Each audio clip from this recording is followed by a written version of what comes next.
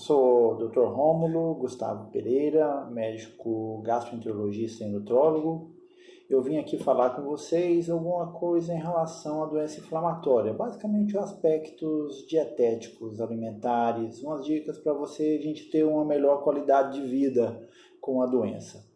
Sabe-se que essa adequação de hábitos alimentares é importante em todo sentido, porque uma boa alimentação ajuda a pessoa a ter uma melhor evolução da doença e, além disso, a prevenir sintomas, deixa os sintomas mais controlados, não deixando a evolução ser mais grave. E o intestino é fundamental na alimentação da pessoa, porque afinal de contas, o intestino é onde é digerido o alimento e é absorvido, assim como a ingestão de água também.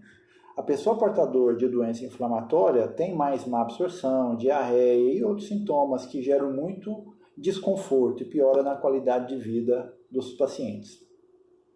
A doença inflamatória intestinal é uma doença que tem aumentado muito de frequência e não se sabe ao certo as causas.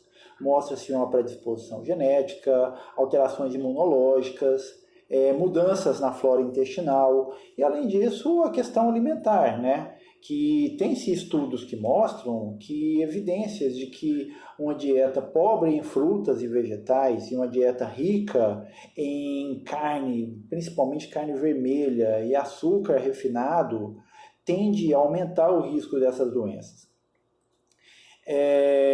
E o suporte nutricional nessa alimentação tem como objetivos prevenir a desnutrição, que é um risco real, principalmente doença de Crohn, melhora do crescimento, isso em crianças, claro, manter remissão e prevenir complicações, uma boa alimentação ajuda nisso aí, e a melhora na qualidade de vida, que é o que a gente busca principalmente. Como abordar a alimentação em relação à doença inflamatória? Primeira coisa é que não existem evidências claras de que dietas específicas ou alimentos específicos vão interferir na doença inflamatória, não vai curar a doença inflamatória.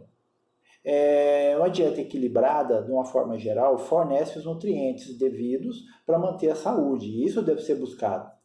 Quando se observa alimentos específicos, eles às vezes estão relacionados a sintomas. Então, no dia a dia, pode-se ter resultados interessantes, evitar alimentos picantes, gordurosos, alimentos industrializados.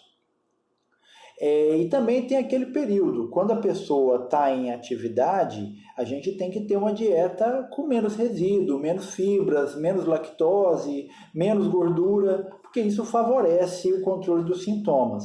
Já quando a gente está fora de atividade, há uma tendência a ter uma dieta normal.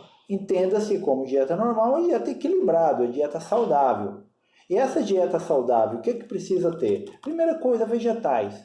Frutas e legumes devemos consumir pelo menos 5 porções ao dia. São fontes de vitaminas, minerais, de fibras. Carboidratos são importantíssimos, são as principais fontes de energia da alimentação balanceada. Onde nós achamos carboidratos? São as massas, pães, arroz, batata. Proteínas. Proteína é um alimento fundamental, importantíssimo para cicatrização, é importantíssimo para crescimento no caso de crianças. Laticínios, não precisa tirar laticínios, a não ser que se tenha intolerância à lactose, na verdade eu não diria nem tirar, é saber consumir, e isso aí o profissional vai saber te orientar. Eu não sou favorável a tirar laticínios, porque é a principal fonte de cálcio na alimentação. Cálcio é fundamental para a saúde óssea, e a saúde óssea pode estar comprometida principalmente na doença de Crohn. Sem falar que o laticínio também é fonte de proteína. Gorduras, óleos, tem que estar presente também, mas limitar o consumo de óleos e gorduras e preferir óleos de origem vegetal. Falando de outros nutrientes, vitaminas e minerais também são essenciais para a saúde. E na doença inflamatória pode haver prejuízo na absorção e, além disso, perdas. Por exemplo, perda de ferro. Ferro é perdido no sangramento, às vezes a pessoa tem colite ulcerativa e tem o sangramento recorrente. A pessoa com doença de Crohn de Delgado pode ter prejuízo também na absorção. E a deficiência de ferro pode levar à anemia. Onde achamos ferro na alimentação? Principalmente carnes, mas também vegetais folhosos, feijões e outras leguminosas. Vitamina B12 é outro nutriente importante que não pode faltar. É encontrado em carnes, peixes, laticínios, ovos, basicamente fontes animais. Ela é absorvida no íleo terminal. E isso é importante porque o doente de Crohn que tem o íleo acometido pode ter prejuízo nessa absorção e às vezes precisa fazer reposição. A deficiência dessa vitamina também pode causar anemia e alguns problemas neurológicos.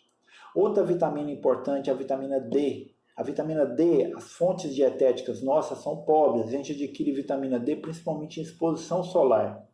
A gente vê muito frequentemente deficiência de vitamina D em doença de Crohn, principalmente, mas também em colite ulcerativa. Na verdade, é bastante frequente até na população. E essa deficiência pode, às vezes, associar com doença óssea, como osteoporose. Assim como o cálcio, citei anteriormente, a importância para a saúde óssea. E as fontes principais são laticínios, menor quantidade alguns vegetais, principalmente. A fibra alimentar, ele tem aqueles cuidados que a gente tem que ter.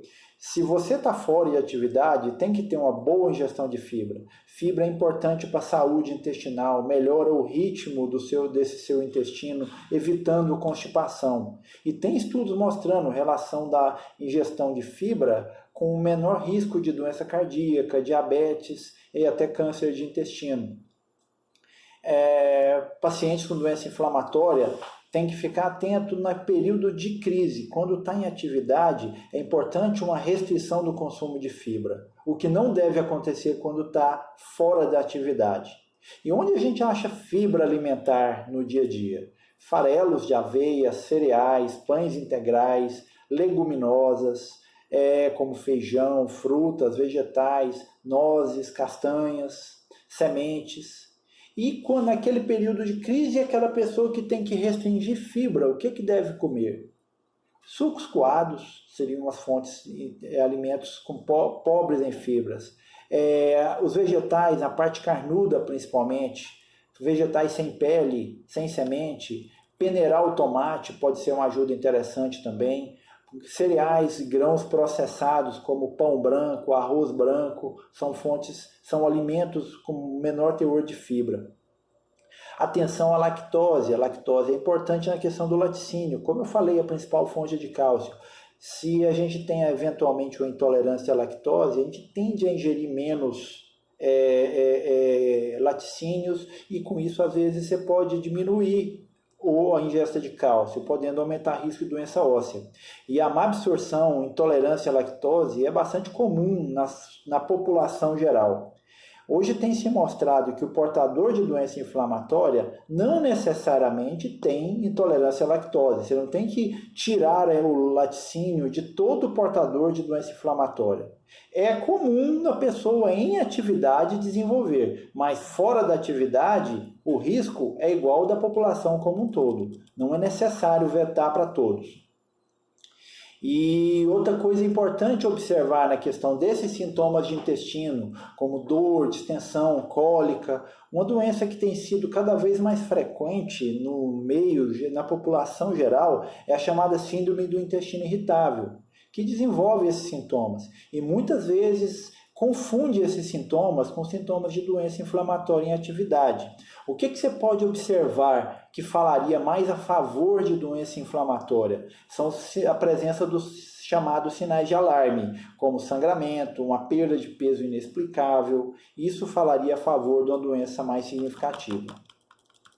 Em relação ao planejamento, o que nós podemos fazer para tratar essas pessoas do ponto de vista nutricional? Primeira coisa, tentar identificar o que pode estar desencadeando sintomas. O diário alimentar, que você pode fazer pessoalmente, uma pequena tabela dizendo qual refeição, o que você comeu e se teve sintoma e qual sintoma.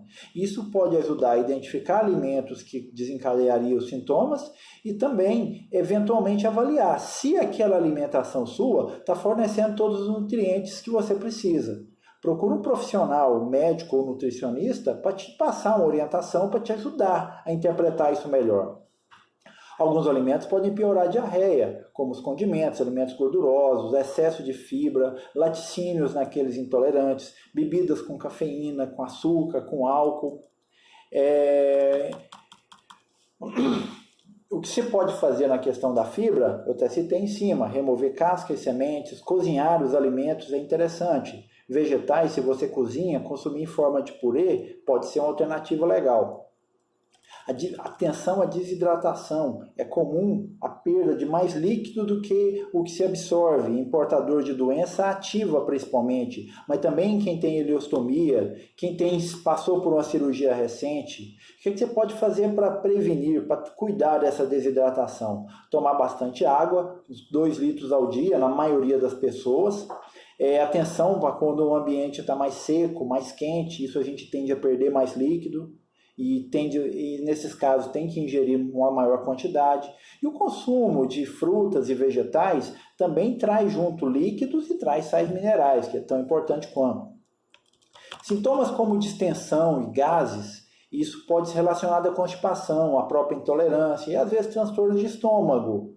Conversa com o seu médico nisso aí. Você pode fazer para melhorar, mastigar bem, comendo devagar, fracionar as refeições, comendo menores porções mais vezes ao dia e não deitar após refeições. A prisão de ventre é outro problema que é comum na parte digestiva, muitas vezes por deficiência de ingestão de fibras e de líquidos. Procura melhorar isso aí. Atenção ao peso, a perda de peso involuntária. Isso é comum na pessoa com doença inflamatória ativa, principalmente doença de Crohn, podendo levar às vezes à desnutrição. Informe seu médico dessa perda se estiver ocorrendo. Às vezes é necessário a suplementação. Algumas pessoas têm que ter uma dieta mais restrita, mais pastosa, pelo menos temporariamente. O que leva muitas vezes à perda de peso no portador de doença inflamatória? Baixa ingesta. Pessoa às vezes ativa, está com menor apetite, tem muito sintoma digestivo, restrições alimentares, às vezes até pelo próprio médico nutricionista, não come isso, não come aquilo, pode às vezes causar até piora do estado nutricional. Atividade inflamatória em quem está em atividade, perdas intestinais por má absorção e às vezes a interação por drogas. O excesso de peso também é importante ficar atento, né? Que também pode acontecer. Procure fazer um tratamento para o excesso de peso, mas sempre fora da atividade da doença. Algumas situações especiais. A estenose, por exemplo, uma complicação relativamente frequente em doença de Crohn. É importante ajustar a dieta nesses casos. Aí entra justamente procurar uma dieta menos sólida, mais pastosa, mais líquida. Alimentos a ser evitados em caso de estenose. Cascas, sementes, caules de frutas, alimentos integrais, nozes, castanhas, grãos. Se necessário, às vezes precisa de uma suplementação alimentar, quando a pessoa não consegue ingerir calorias suficientes para manter a saúde. Cirurgias pós-operatório, por exemplo, de remoção do íleo, local que frequentemente é acometido na doença de Crohn. Nesses casos, geralmente precisa de suplementar vitamina B12 e outras vitaminas também, porque quando você tira o íleo da pessoa, vai ter má absorção de gordura e isso perde a absorção de algumas vitaminas junto.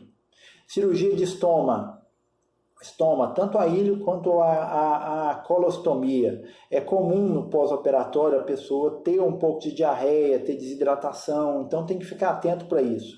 Na fase inicial, aquela dieta restrita em fibra tende a melhorar, com introdução gradativa de diversos alimentos, até atingir uma dieta mais balanceada.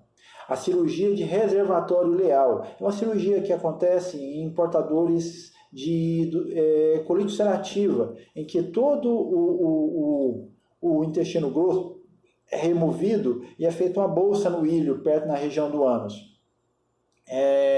Com isso, a pessoa muitas vezes tem diarreia, tem fezes líquidas na fase inicial. E aquela reintrodução gradativa, assim como na cirurgia de estômago, pode ser interessante.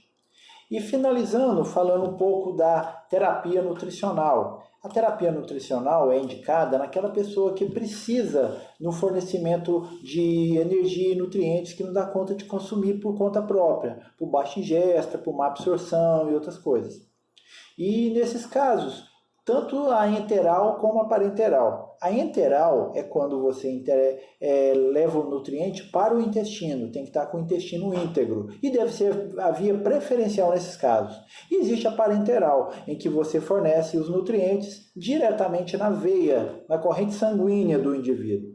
Isso é recomendado principalmente naquelas pessoas que estão obstruídas, que têm uma inflamação muito grave, têm um intestino curto, e grande remoção cirúrgica, e esses casos. Quero agradecer, espero ter sido esclarecedor esse nosso papo, e espero ser convidado eventualmente para novas oportunidades. Muito obrigado.